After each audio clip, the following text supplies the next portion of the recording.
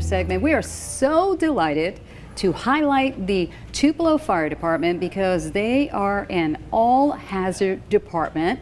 We are delighted to have with us Chief Brad Robinson and Sergeant Justin Cox. How are you guys doing this afternoon? Good. Thank you for having us. And thank you so much for joining us. Yeah. Now, Chief, you describe your department as an all-hazard department. Explain that to our viewers. Yes, ma'am. That's a good way to relate the type of jobs that the guys do on a daily basis. It's not just putting fires out anymore. It's not as simple as that. You know, if 911, if we get the call, we were going to be able to answer whatever the call is.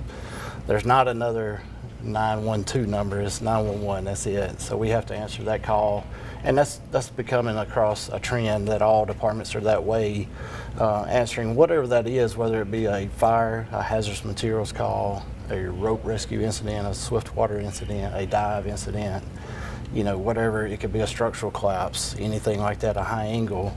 You know, the guys are getting all kind of training, numerous hours of continuing education for that kind of stuff. So we're always learning, we're always pushing the envelope, pushing forward, and that's why I always say we're an all-hazard department.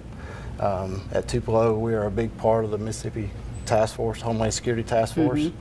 We are a part of the state urban search and rescue team, so we have a lot of the equipment here, and we get a lot of that training because of that. Right, and it just so happens that when the Rolling Fork tornado came through last year, I was so surprised to see Tupelo Fire Department down there. It was so awesome to see you guys just chip in to help out. Right. I mean, it's just like everybody else, neighbors helping neighbors. We want to help a community that's impacted. We want to be there and help as much as we can. Now, Sergeant Cox, you actually went to Florida to be able to help out with the Hurricane Helene survivors. How was that like for you?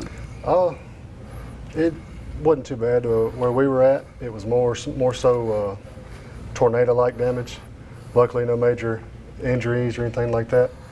Just kind of went out, wide area search, looking for people who needed help, medical supplies, any kind of medical attention they might need.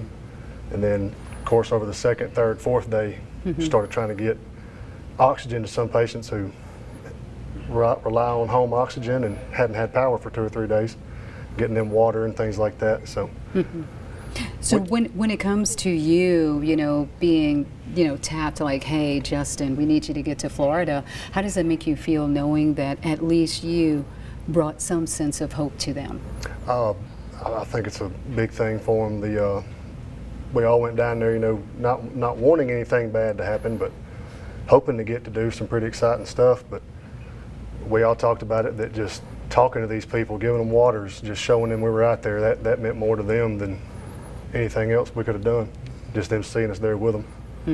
And Chief, before we let you go, anything else you want to be able to share with our viewers when it comes to the Tupelo Fire Department? Yes, ma'am. A good thing about this, these guys are going to Florida. You think, how does that help us in the city?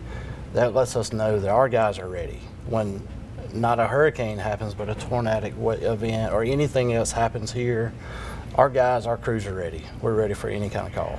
All right. Well, thank you, gentlemen, for joining us Thank this you. afternoon.